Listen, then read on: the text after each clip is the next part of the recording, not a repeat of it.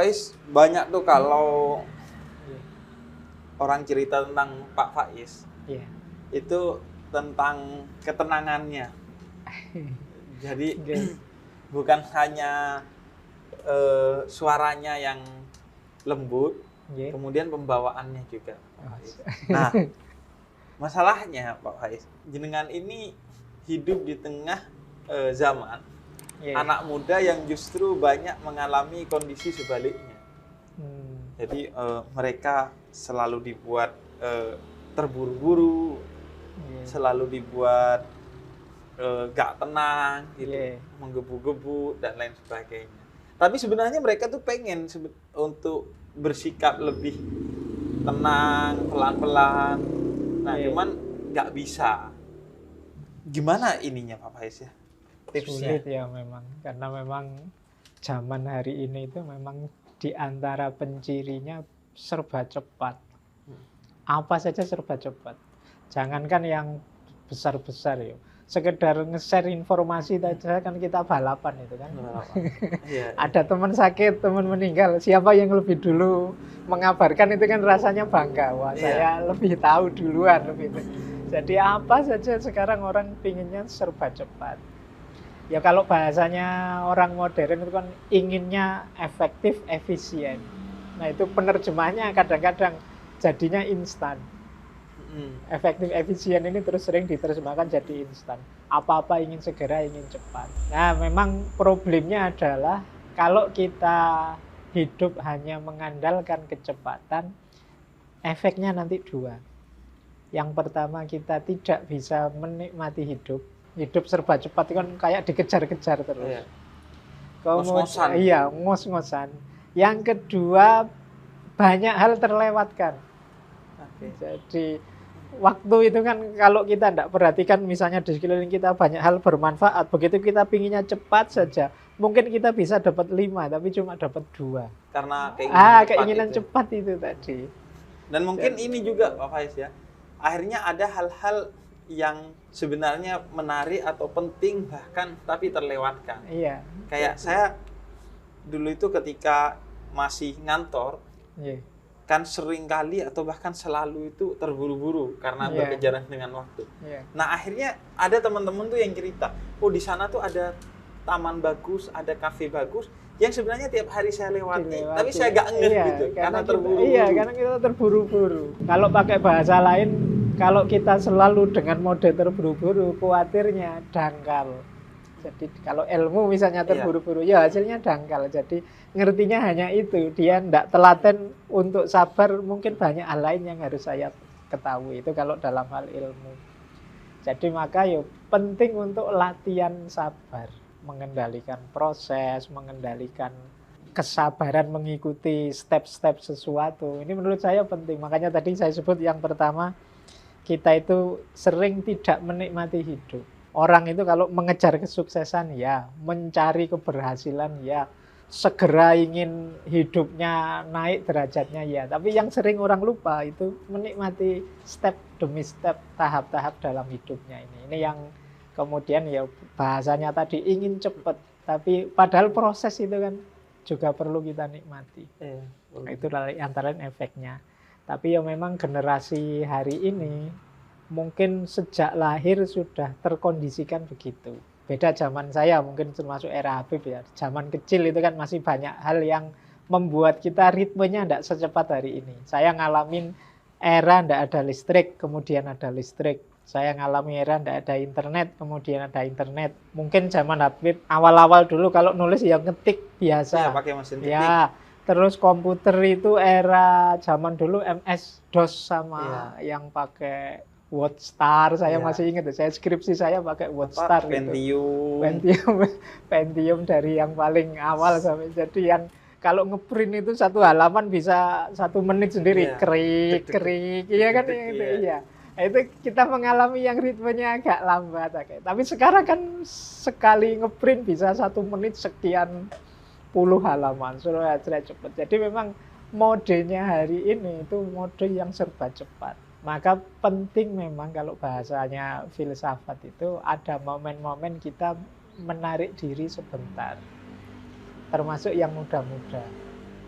menarik diri dari dari dilibat oleh sistem yang serba cepat ini. Kalau dalam agama ada momen kita dianjurkan melakukan muhasabah, kita dianjurkan melakukan tafakkur, tadabbur tentang ritme hidup kita ini. Itu menurut saya momen-momen yang penting kita manfaatkan. Bukan berarti kita harus lambat, Pak. Enggak. Cepat oke, efektif oke, efisien oke, tapi semoga tidak dangkal tadi. Semoga tidak banyak hal yang penting-penting terlewatkan.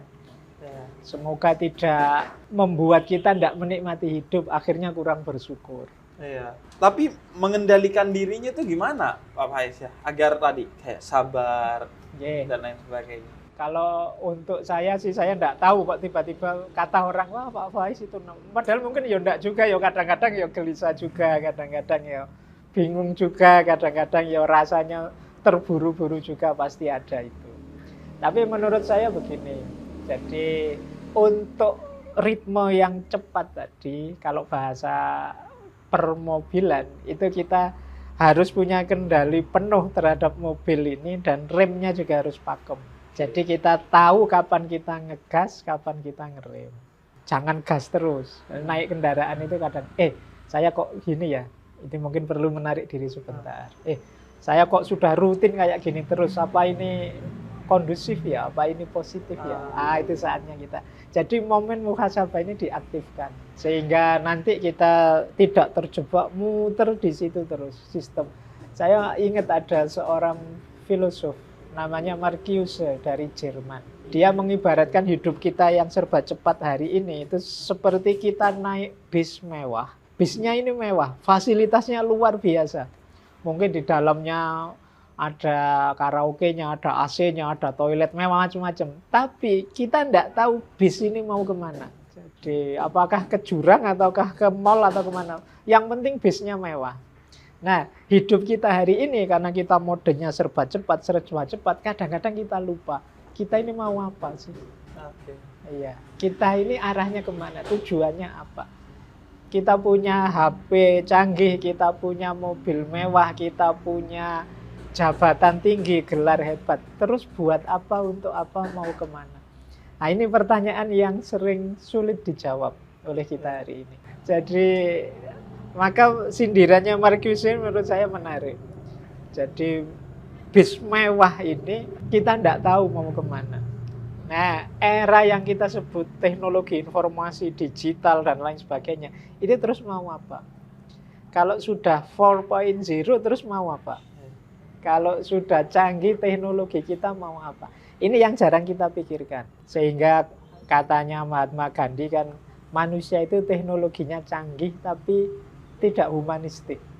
Nah, humanistik ini bagi saya ya termasuk arah tadi. Ini mau dibawa kemana? Nah, karena kita sangat cepat, apa-apa lari, apa-apa pingin segera nyampe, pingin segera. Cuma targetnya target artifisial kalau bahasa ya. Target sementara yang ini tidak esensial. Jadi kayak tempat transit sementaranya saja. Yang itu kita ingin segera sampai. Tapi setelah itu ya sudah. Kayak kita kalau kebut-kebutan naik mobil luas buanter, tapi terus sampai rumah ya terus nggak ngapa-ngapain. Iya.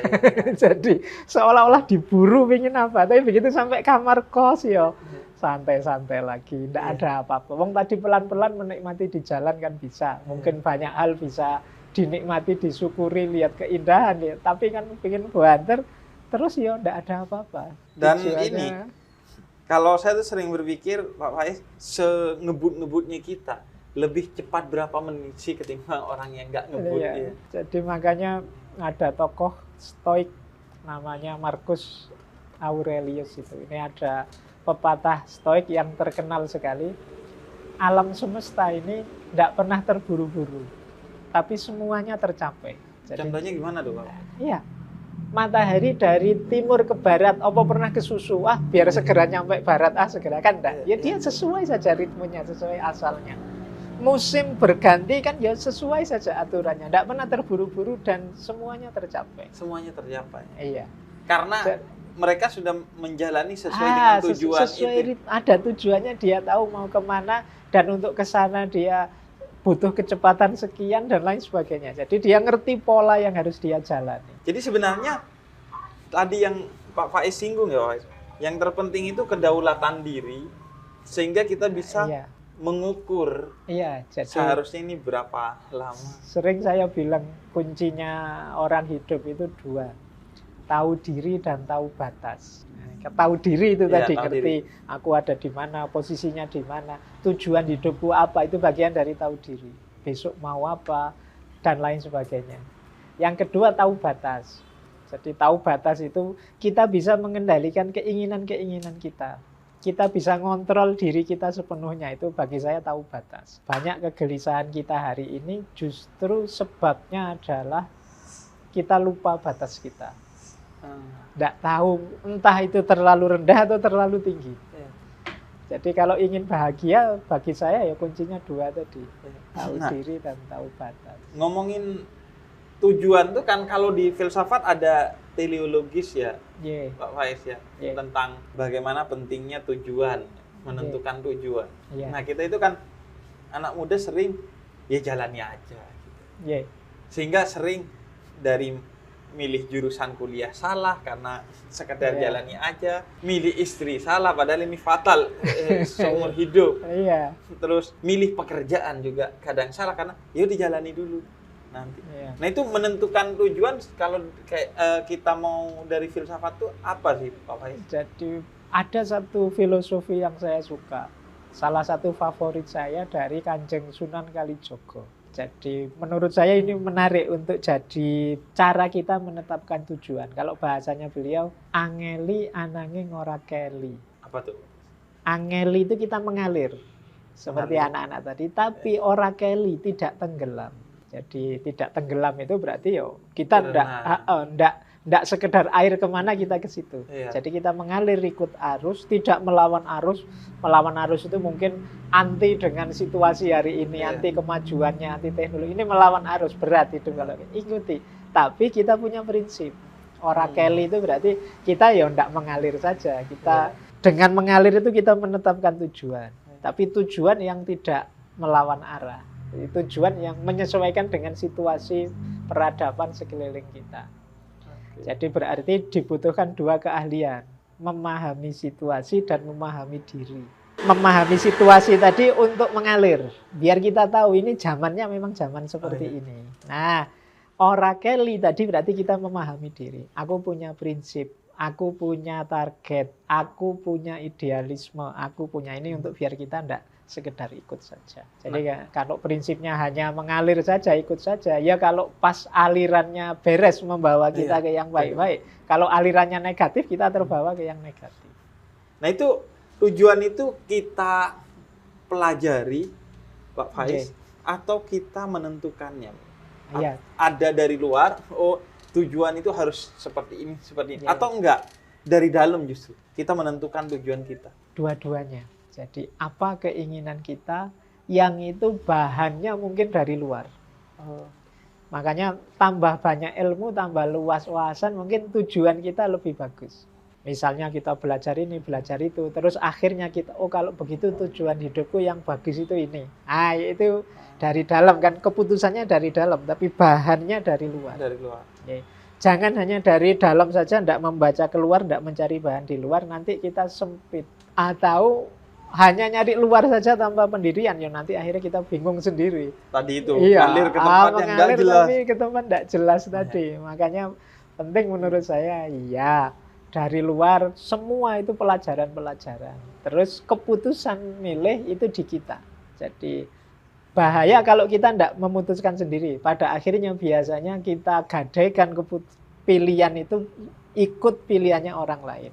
Orang lain begitu berarti saya baik begitu. Itu bahayanya kadang-kadang tidak cocok dengan kita. Biasanya melahirkan kegelisahan-kegelisahan, kerumitan-kerumitan hidup karena ternyata yang kita target itu tidak nyambung dengan situasi kita. Bahaya juga kalau kita tidak mau yang luar sama sekali yang tadi. Itu nanti kita sempit seolah-olah hebat padahal tidak. Seolah-olah canggih padahal banyak yang lebih bagus dari itu. Nah itu yang disebut angeli ananging ora keli. Jadi mengalir tapi tidak hanyut, tidak tenggelam. Tapi tetap berdaulat. Jadi kita itu orang yang otentik tapi tidak egois. Jadi diri kita sendiri tapi tidak menang-menangan, tidak merasa diri sudah paling baik. Kita tetap mau belajar, mau dapat masukan. Nah, kalau ininya Pak Faiz, tapi tahu batas itu Pak Faiz, itu kan sesuatu yang sulit banget Pak Faiz. Kadang kita tuh begitu sadar, oh kayaknya batasnya segini, terus ada aja alibi-alibi entah dari dalam diri atau luar dari omongan orang yang bikin kita akhirnya oh enggak, masih oke lah ini. Jadi memang tahu batas itu nanti banyak berhubungan dengan kesadaran diri. Jadi kita baca diri kita, kita terima apa adanya, kita sadari potensi kita, terus kita optimalkan. Itu nanti hubungannya dengan batas. Karena saya tidak ngerti batasku, tidak ngerti situasiku, akhirnya apa? Target ini kemungkinan hanya melahirkan kekecewaan. Jadi melahirkan kegelisahan. Jadi bukan berarti kita salah bercita-cita, cuma kita kurang realistis cita-cita kita karena kita kurang cerdas membaca diri kita, posisi kita. Jadi itu kemudian pentingnya ya kita memberi waktu untuk diri kita sendiri ya. Jadi kita harus, itu tadi pentingnya muhasabah, tafakur, membaca diri. Jadi ngerti, oh aku ini orangnya pemarah kok, maka aku hindari situasi-situasi ini. Itu namanya tahu diri. Aku sulit kalau jadi guru misalnya, aku ini ternyata kalau ngomong sulit memahamkan orang. Ini tahu diri. Jadi guru itu mulia, tapi saya tidak matok jadi guru, bukan berarti saya tidak ingin menyebarkan ilmu, tapi aku tahu diri. Aku ngomongnya tidak bagus. Mungkin aku lebih manfaat kalau di sini, bukan di situ. Nah, itu namanya, ini hidup semacam ini menurut saya lebih membahagiakan. Tapi jebakannya itu kadang, Pak Faiz, kalau anak muda itu sekarang akhirnya overthinking. Jadi akhirnya mereka terlalu berpikir berlebih dan tidak pernah menemukan sikap, apalagi melangkah untuk memulai sesuatu. Itu banyak banget tuh, tengah malam tuh waktunya anak-anak muda tuh mikirin. Ini gimana sih? Overthinking itu menurut saya bagian dari ketika orang tidak sadar tentang dirinya. Tidak tahu tentang dirinya. Overthinking itu orang yang mengerahkan daya pikirannya di situ tentang sesuatu yang dia sendiri mungkin sulit memecahkannya. Dipikir terus tidak diputus-putuskan, muter bulat terus di situ, tidak ada jalan keluarnya. Nah, di antara orang tahu diri itu dia sadar batasnya. Ini memang masalah rumit. Aku bukan ahlinya. Berarti ya sudah stop. Nah, itu menurut saya salah satu solusinya overthinking itu malahan. Kita tahu diri. Sudahlah, memang bukan wilayahku. Kalau katanya Konfusius kan kita menemukan yang pas, yang cocok itu kan jalannya 3. Ada meniru orang lain, ada berpikir sendiri, ada ngalami sendiri. Nah, yang pertama ini mudah, enak. Yang kedua ini berat, kayak mikir tadi, overthinking tadi. Yang ketiga ini pahit, kata Konfusius. Ngalami tabrakan dulu baru belajar, oh berarti saya nggak boleh. Itu kan pahit. Ya, jadi yang pengalaman ini pahit. Nah, yang kedua yang berpikir sendiri, refleksi sendiri, ini berat. Memang nggak semua orang bisa. Kalau kita nggak sadar kapasitas kita, akhirnya overthinking, gelisah terus tentang dirinya. Ada jalan paling mudah, meniru. Jadi orang-orang yang mungkin menurut kita baik, kita idolakan. Ya disebut mudah juga, enggak terlalu juga, karena kadang-kadang kita salah idola juga bisa meleset.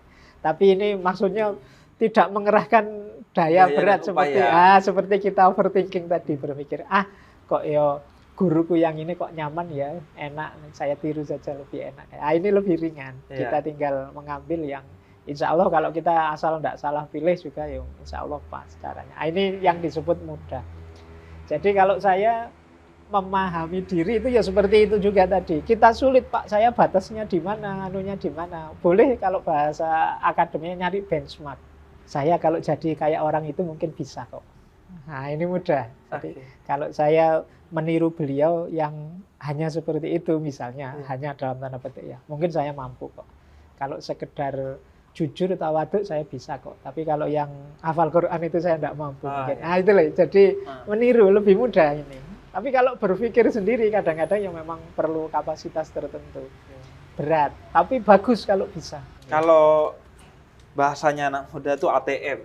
Amati, tiru, tapi yang modifikasi agak bedanya. Sesuai kita. Jadi ada yang ditiru itu lebih mudah memang. Cuma ya kuncinya memang awas salah pilih yang ditiru. Karena begitu salah idola ya nanti kayak tadi akan melahirkan masalah baru nanti. Itu berarti balik lagi ke batas kita dalam ngefans ke orang ya, Pak Faiz ya? Iya, nanti ada hubungannya dengan itu juga. Wong kita itu kan sebenarnya makhluk yang sangat terbatas. Kalau apa saja kita pikirkan sendiri, sebenarnya kita tidak akan bisa hidup kok.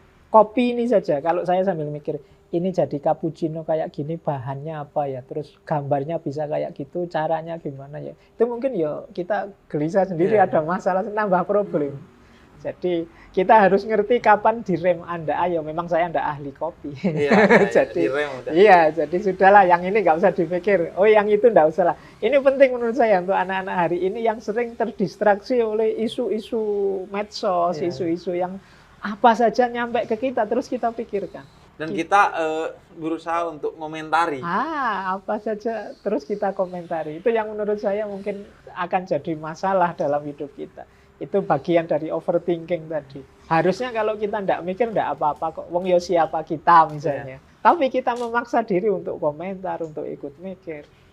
Akhirnya sebenarnya yang kena dampak efeknya malah kita sendiri. Kita jadi gelisah, kita jadi tiba-tiba punya masalah baru, bahkan kadang-kadang punya musuh yang baru karena beda perspektif. Nah itu karena kemampuan rem tadi yang kurang pakem. Jadi ada kalanya kita begitu ada isu, oh ini bukan wilayah saya ya sudah. Ada kalanya gitu saja. Mungkin banyak hal justru lebih baik begitu. Kalau saya bilangnya kalau kita sering overthinking, jangan-jangan kita ini bakat untuk sekolah filsafat.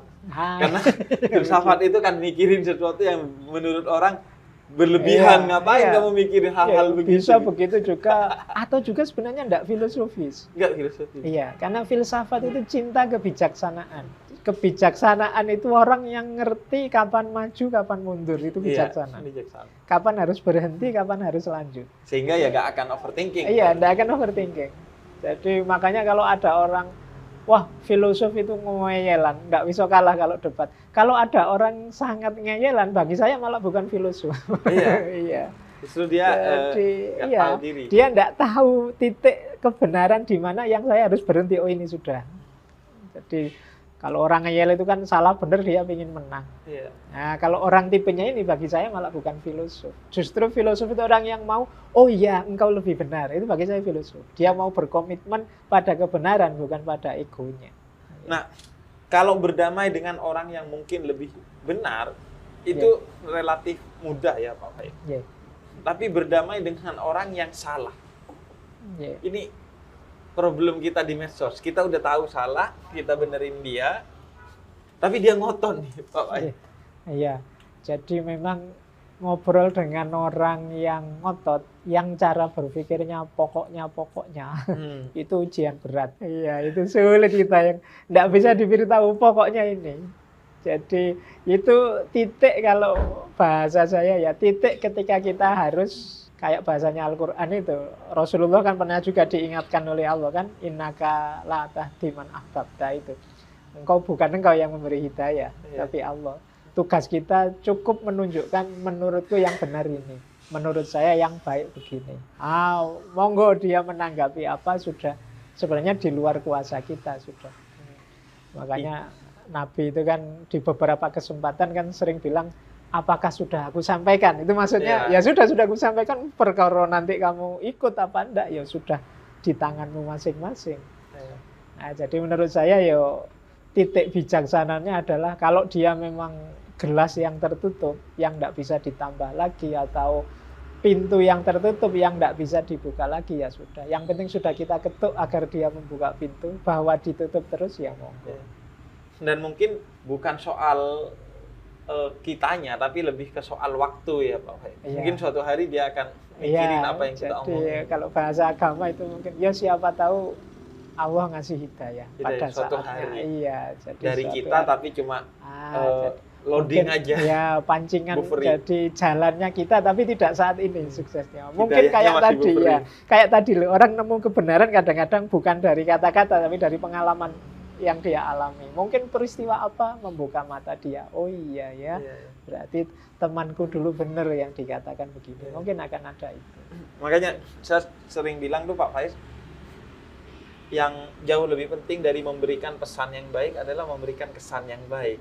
Iya. Agar kesan baik itu nempel sehingga suatu hari orang itu ingat kepada kita. Itu dulu omongannya salah tapi kok kesannya baik. Jangan-jangan benar tuh omongannya. Jadi biar tidak muncul mental block yang kita terus kayak WA itu kita diblokir oleh dia. Oh ya emang kalau kesannya buruk kan, oh ya pantas emang orang salah karena memang kesannya juga buruk sehingga pesannya nggak pernah dipikirin lagi. Jadi ya itu penting untuk kita hari ini karena hari ini kan zamannya memang bagi saya ya digital itu kan era komunikasi. Yang cirinya hari ini itu antara lain tindakan komunikasi lebih penting daripada makna komunikasi kalau hari ini. Gimana tuh contohnya? Jadi orang yang penting aku komen dulu, yang penting aku kelihatan dulu. Ini kan tindakan komunikasi. Tidak mikir maknanya, isinya, efeknya dan lain sebagainya. Yang penting hadir dulu. Iya. Beda kalau kita ngobrol gini kan kita sambil mikir, milih kata yang enak, jangan-jangan Habib tidak berkenan nanti. Kok sebentar. Itu kan kalau langsung gini kan ada mekanisme otomatisnya.